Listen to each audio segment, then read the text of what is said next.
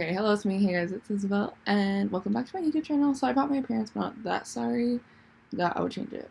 Laugh out loud. This is a really unusual setup for me, so let me know if you guys like it. Yeah, I never film like this, but it's like a nice day, and I feel like I don't want to get out of bed, so this is how we're filming. Today I'm doing a Q&A as a competitive dancer. I posted what you wanted to know about the 6 years I've been doing competitive dance because it's almost over and it makes me really, really sad actually that I kind of want to cry. Like I think my life is going to end, but it's not. But I'm really sad about it. Actually, I have 3 nationals to do and then I'm done, which is so crazy to me because competitive dance has been like one of the biggest parts of my life forever. So, okay. Oh my gosh, before I get emotional, let's start with the questions.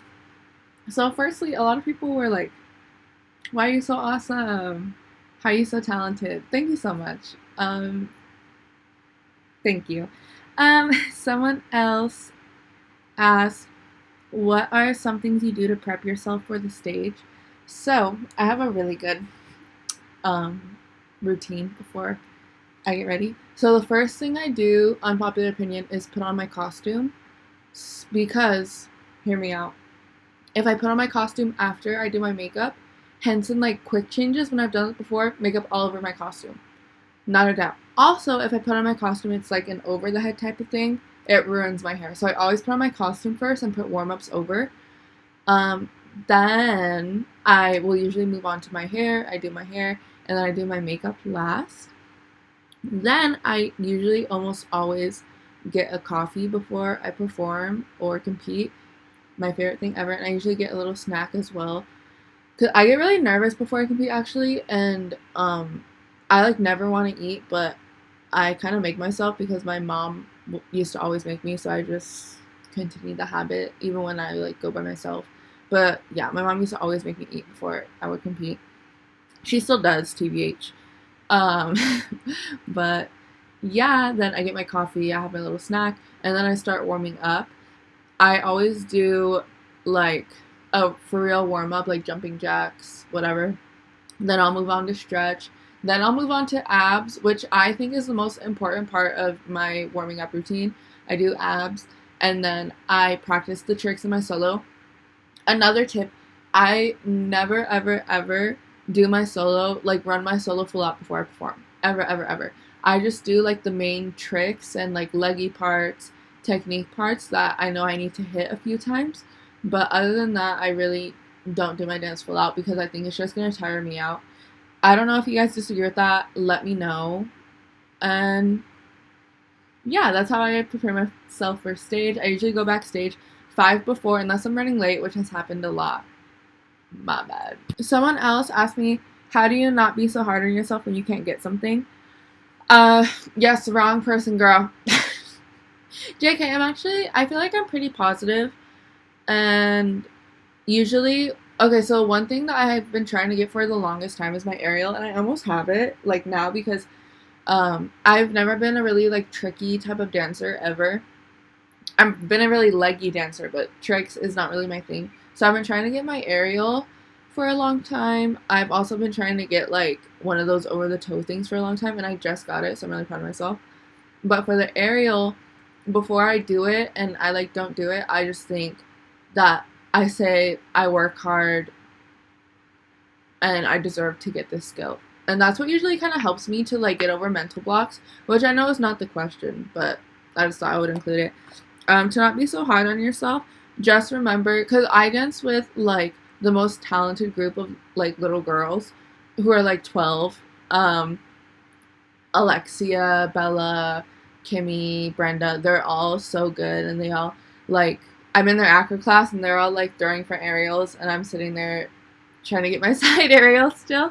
So sometimes it's not discouraging, but I'm just like, that's funny that, like, they're more advanced than I am. So to, like, not be hard on myself, I just remember that everyone goes at their own pace, and slow progress is still progress nonetheless, and you should be proud of yourself if you're at least trying, in my opinion.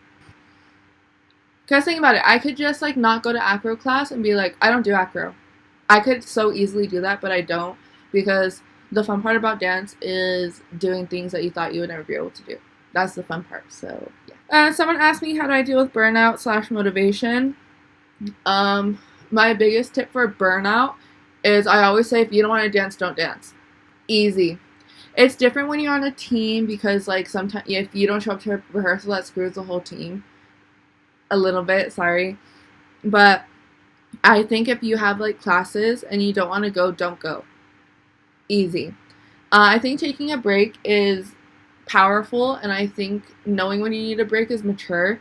So that's how I deal with burnout is I don't go to dance. Another way I deal with burnout is I just get excited about something. Like if I'm burnt out from dance, I take a Molly Long CLI class because I love Molly Long. I think it's so cool to take from her. How I deal with how I get motivation is honestly by doing these competitions. They're really motivating to me because sometimes I'll be like, I don't really like ballet, TBH, but I know that at the dance awards for best dancer competition, there's a ballet portion of the audition, so I like gotta do it, you know. So that motivates me a lot, is having something to look forward to, and even after competition dance is over, I think what is gonna motivate me is pursuing professional dance. I think that's gonna motivate me enough to like go to the studio and stay there.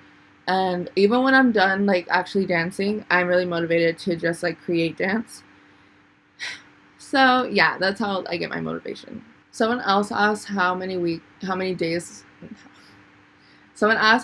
a week do I dance? I dance 6 days a week. I usually don't dance on Sunday. So that's it. Okay, someone else asked, how do you compete for best dancer? I'm assuming because of my series and whatnot. To compete for best dancer, you have to attend a Break the Floor regional, which is ᴄＧŊ 24/7 or Jump. You'd have to get through their audition class, which is a jazz combo and a ballet combo. And once you get that and you're either a non-stop dancer finalist, a breakout finalist, or a VIP finalist, then you get the opportunity to compete for Best Dancer at the Dance Awards. This season and last season, I was a non-stop dancer finalist, and so that's how I get to compete for Best Dancer. Someone asked me when my nationals are. My nationals are in a couple weeks. My nationals are going to be Talent Parade Nationals, which is going to be in Branson. That's going to be from either June 13th to June 19th. I'm only going to compete one day, but I just don't know which day that is yet. And then I have the Dance Awards, which is July 10th through the 17th in Orlando, Florida. And then I have Streets Nationals, which is July 20th to 25th. And is that right? It's not right. It's like 20. That's not right. But I'm doing Streets Nationals in Orlando, Florida the following week. Like 2 weeks later. So, actually, I need to pay for that. I need to actually call my one of the girls that works at my studio so I can ask her to pay. Someone asked, how did I start dancing? I started dancing because I was obsessed with Dance Moms, and I would be downstairs for hours just like learning the dances, thinking I was like the best dancer in the world. So my mom put me in a recreational class, and then from there, I had my surgery and I had to stop dancing. And then after that, I was just like, I just love dancing so much. So I really just took off from there, and I really loved competing, and that's how I started competing, was after my surgery. I spent the year competing because that's just what I wanted to do. So yeah. I also was obsessed with fresh faces. One of the biggest reasons I started dance was fresh faces and Dance Moms. So I also explained in like one of my nationals videos. I literally actually wore the same shirt in that video. Embarrassing. I also explained in that video that like dance after not being able to like speak or eat was just like the best feeling in the world for me. And that's how I knew I never wanted to stop, was like, oh my gosh. Y'all, I love dance so much. It's like not funny. I'm obsessed. Anyways. Okay, someone asked me tips for convention and auditions. My biggest tips is to, when you're taking class, stand next to like a dancer that you've been looking at that you're just like, wow, they're amazing. Stand next to them. But for the audition, don't stand next to them. No, absolutely not. Stand next to someone who you think you're more advanced than. Sorry if this sounds rude, but that's the industry, baby. That's showbiz. Stand next to someone who you think you're more advanced than, so that way you stand out a little bit better. Because if you're dancing next to the best dancer in the room and it's not you, ooh, that happens to me a lot. A lot of the times when I've done auditions, I realized that like I wasn't even being looked at because I was dancing next to someone who was very obviously better than me. So don't just like shoot yourself in the foot and like that wasn't the right expression. Don't just like ruin your audition by where you're standing in the room. Make sure you're making smart decisions as a dancer and whatnot. Someone asked me what my favorite and least favorite style of dance is. My favorite style of dance is contemporary, and my least favorite is point. Alright, well, that's all the questions, so thank you guys so much for watching this video, and I'll see you in the next one. Bye!